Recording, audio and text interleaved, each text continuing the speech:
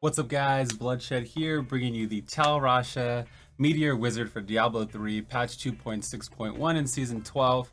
Now, this build is a monster build. It's going to be one of the probably big picks here in Season 12. It's pretty tanky, does a lot of damage.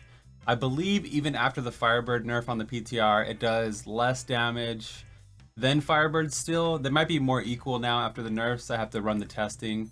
But all the links will be updated. I'm going to update them continuously, even when the season goes live. This is something I might main next season. Okay, it's between Monk, Barb, or Wizard right now. I know a lot of us are freaking out. We don't know what class to play, but we still have some time to decide that. So basically, this is a channeling Meteor Wizard. You hold down button and meteors rain from the sky, damage your enemies. Let's go ahead and use 800 Paragon like we always do. No augments or anything like that, no funny business. I do have really good Tal Rasha gear. It's not augmented, but it's really good gear, so it's gonna float like my sheet damage by a lot. Okay, so let's go ahead and run into the rift, and then I'll just kind of bullet points. I'll talk about the build as we go along. We're gonna jump into a 90 while I talk about the build. If you've never played Tal Rasha before, the two-piece drops meteors from the sky to damage and put destruction upon your enemies. One meteor for each damage type, and that's why we're using Nilfer's boast in the cube, on our character. It does increase the meteor damage of that.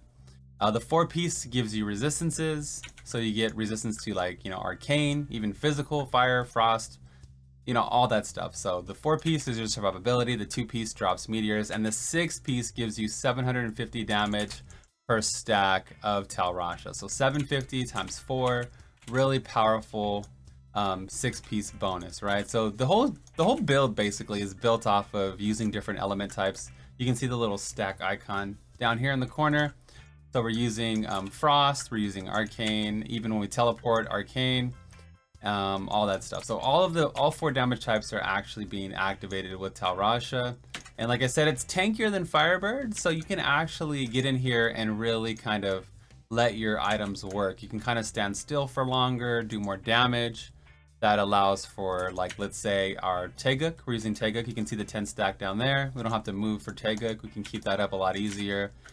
This particular version I like more than Firebird just because of the extra survivability. And like I said, now that they nerfed Firebird, there's a good chance it's closer, if not better. You know what I mean? It's kind of like the Helltooth Firebat versus the Urkir Firebat. They're so close, but one was tankier, one did more damage. But yeah, this build's really awesome. You can see I'm just face rolling this 90 with good gear, but no Paragon, no augments, anything like that. So even if you had slightly worse gear with even like 50 augments or 70, 80, 90 augments, you'd be crushing it right now.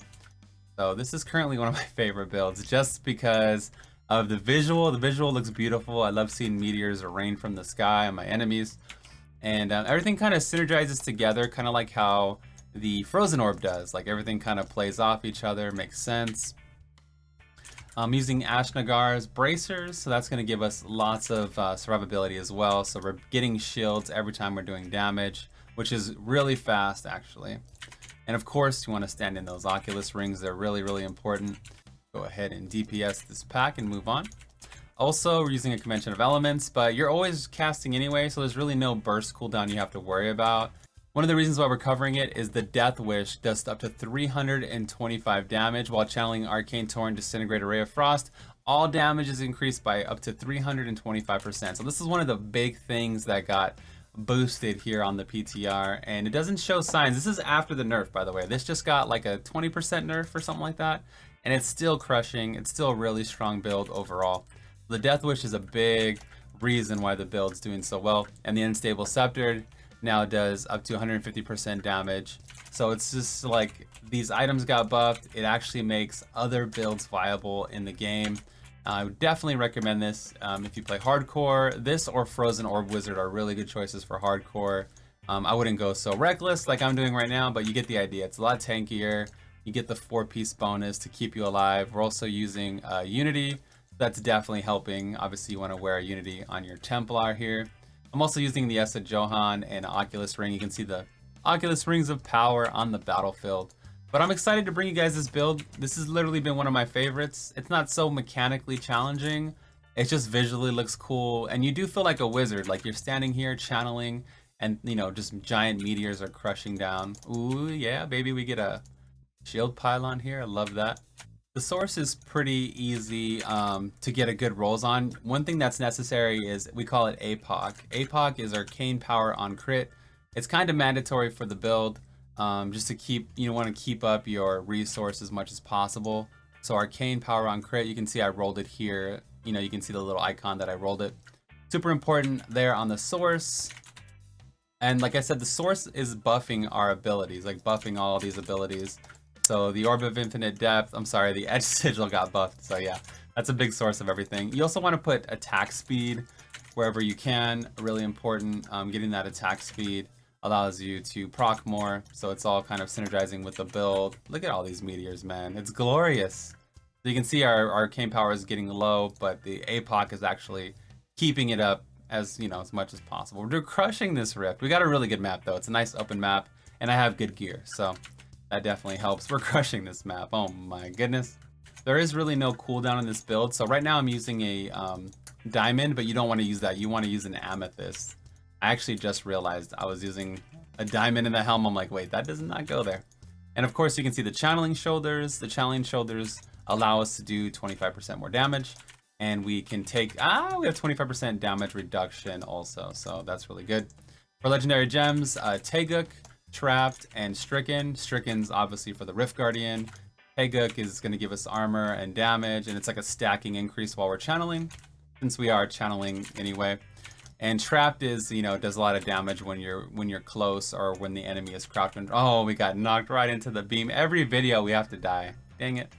So yeah, you want to be close with this build. You're not using Zaze. You want to be kind of mid-range to really close, right? And you can port up in the Oculus rings just like so to get that extra damage increase. And let's get this guy down here, pick up the globes, and continue on. The Grand Vizier increases the damage of Meteor by 500%. So you can see how everything synergizes perfectly. That's one thing I really love about these wizard builds, is that everything kind of works together and makes sense. And like with Frozen Orb and with this build, like everything really just kind of works together and makes sense. And it's really cool just to see nothing wasted and everything kind of synergizes perfectly. I'm geeking out over here, but you get the idea, right? Like everything kind of works together. We're using Nilfr's Boast. You can see that on their character. Also in the cube, I'm using Aquila Cuirass, so you can see a lot of our tankiness, where a lot of our tankiness coming from. Aquila Cuirass, as long as we're over resource costs, we're going to be taking a lot less damage, so we have to watch our resource a little bit, and that's another thing for APOC, why it's so important. Also in the cube, we're using the Halo of Karini that got buffed recently, so now that gives us damage reduction as long as we're using Storm Armor, right? So it's going to keep proccing. That's going to be great to help keep us alive. Lots of damage reduction, lots of damage itself. And so you make sure you want to wear the Unity, right? It's super important because you can't cube the elite damage. It's like an extra bonus that the Unity has on it. So just by wearing the Unity, we're going to be doing a lot more damage. So make sure don't kill me again. Make sure you're wearing the Unity. Like I'm saying, let's go ahead and do this. Let's do damage here. Pull it down. Oh my goodness. Let's get these Bone Warriors. I feel like we're going to take another death. I'm in try-hard mode here, really focusing. If there's anything that goes live, if there's any kind of manipulation with any of the abilities or anything like that, I'll definitely keep you guys up to date and on like how to use different cycles or different abilities, how to play off each other to do more damage, to get more procs. This is just like a general video to let you guys know about like the basics and all that stuff. I'm going to attach a working build down below. I have talked to some great wizards in the community, so make sure you guys check out. Let's give a shout out to some wizards. Big shout out number one to Kraddick. He's been in stream before and he's helped me answer a few questions for me. Like I always say, we can't do it all by ourselves. No one person does everything by themselves. You know, nobody creates this stuff. We kind of create it as a community. So big shout out to Kraddick and big shout out to SVR. Two wizards that I personally talked to. And Adam, for sure, Adam a Disco Bear. You know, they all stream as far as I know. They all make guides on Diablo fans. And, you know, we kind of got to use our tools and learn a little bit from each other and, you know, enjoy the game. You know, we're all on the same team. So big shout out to the community. I think a few of them are working on builds, so I can bring you, you know, more and more content, you know what I mean, right from the source, right? So let's go ahead and do damage here. But this is definitely one of my favorite builds. I might actually play this. I played Wizard 3 seasons already. I don't know, man, if I can do it again. But it's a pretty good build. It's fun. It does damage, and you can farm with Explosive Blast Wizard or Veers.